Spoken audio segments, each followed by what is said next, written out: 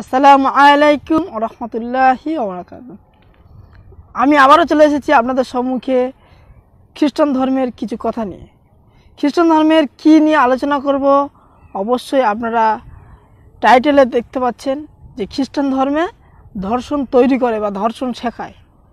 চলুন খ্রিস্টান ধর্মগ্রন্থ থেকেই সেটা আমি আপনাদেরকে প্রমাণ করে দেখাবো। খ্রিস্টানদের পবিত্র বাইবেলে কি ধর্ষক তৈরি করে না? যদি না করে থাকে তাহলে পৃথিবীর সব দেশে ধর্ষণ কমানোর জন্য অনেক ধরনের আইন আছে, কিন্তু খ্রিস্টান ধর্মের পবিত্র বাইবেলে এক হাস্যকর ও অদ্ভুত আইন আছে। কেন? সেটা কোথায় আপনারা পাবেন? আপনারা পাবেন ওল্ড টেস্টামেন্টের দ্বিতীয় বিবরণ 22 অধ্যায় 28 থেকে 29 নম্বর পদে। কোনো পুরুষ যদি কোনো কুমারী নারীকে ধর্ষণ করে তাহলে ওই পুরুষ ধর্ষিতার বাবাকে 20 আউন্স রূপা দিবে, আর ওই ধর্ষিতা ওই ধর্ষকের স্ত্রী হবে। এখন তাহলে আমার খ্রিস্টান ধর্মের কাছে প্রশ্ন থাকছে, প্রথম প্রশ্ন কি, একজন ধর্ষিতা নারী কি করে একজন ধর্ষককে স্বামী হিসাবে গ্রহণ করবে? 2 নম্বর প্রশ্নটা কি? 2 নম্বর প্রশ্ন হচ্ছে, ধরুন একটা ছেলে একটা মেয়েকে পছন্দ করে, ওই মেয়েটা ওই ছেলেটাকে পছন্দ করে না, তাহলে সামাজিকভাবে বিয়ে করতে হলে সহজ পথ হলো মেয়েটাকে ধর্ষণ করে দেওয়া, কারণ ধর্ষণের পরই ওই মেয়েটা তার স্ত্রী হবে সামাজিকভাবে। এতে কি ধর্ষণ বাড়বে না কমবে? 3 নম্বর পয়েন্ট, একজন পিতা কি করে তার ধর্ষিতা মেয়ের ইজ্জত মূল্য 20 আউন্স ভোগ করবে? আর আপনারা জানেন পৃথিবীতে সবচেয়ে বেশি ধর্ষণ হয় খ্রিস্টান দেশগুলিতে। এই বিষয়ে আমাদের পার্থ দাশগুপ্ত একটি ভিডিও করেছে। সেই ভিডিওতে কি বলা হয়েছে? সেই ভিডিওতে প্রথমে উনি বলেছে যে ওল্ড টেস্টামেন্টের দ্বিতীয় বিবরণে অধ্যায় 22 ভার্স 28 থেকে 29 এখানে চিৎকার শব্দটি ব্যবহার করা হয়নি। এই 28-29 পদে এই মহিলাটাও কিন্তু সমানভাবে দায়ী। কেন? সে কখনো চিৎকার করেনি বা সে কখনো প্রতিবাদ করেনি। এটা উনি কি বলেছেন যে মেয়েটি চিৎকার করেনি, মানে মেয়েটি যেহেতু ধর্ষণের সমর্থক। আসলে চিৎকার বলে শব্দটি বাইবেলও নেই, তাহলে এখান থেকে কি বোঝা যাচ্ছে?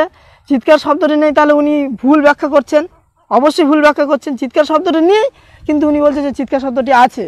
তাহলে আমি একটা কথা বলি, যেহেতু চিৎকার শব্দ নিয়ে উনি ব্যবহার করে, তাহলে আমার এই কথাটা ব্যবহার করতে কোনো অসুবিধা হবে না। যদি ওই মেয়েটাকে ঘুমের ওষুধ খাইয়ে দেয় বা মদ খাইয়ে দেয় তাহলে তো সেই মেয়েটা চিৎকার করতে পারবে না। তার পরবর্তীতে উনি বলেছেন যে নিউ টেস্টামেন্টে চলে যাবেন, মথির 5 নম্বর অধ্যায় 27 থেকে 28 নম্বর ভার্সে। ওখানে কি বলছে? ওখানে বলছে যে ধর্ষণ করতে নিষেধ করা হয়েছে। যদি ধর্ষণ করতে নিষেধ করা হয়ে থাকে, যদি ওল্ড টেস্টামেন্টে বলা হয়ে থাকে ধর্ষণ করতে আর নিউ টেস্টামেন্টে যদি ধর্ষণ করতে নিষেধ করা হয়, তাহলে এই দুটোর মধ্যে পরস্পর কি আসছে? অবশ্যই বৈপরীত্য, হ্যাঁ কি না? অবশ্যই বৈপরীত্য আসছে। তাহলে যে ধর্মগ্রন্থে বৈপরীত্য রয়েছে সেই ধর্মগ্রন্থ আমরা কিভাবে মানতে পারি? আপনারা একটা পুরাতন নিয়মের একটা ভার্স তুলে কনটেক্সট ছাড়া যেটাকে আপনারা প্রচার করছেন, এটা আপনাদের মিথ্যাবাদিতাই ধরা পড়ছে। এমনভাবে ভিডিওর মধ্যে বললেন কি যে ওল্ড টেস্টামেন্ট, এটা ওল্ড টেস্টামেন্ট, ওটা কোনো যেন ধর্মগ্রন্থই না।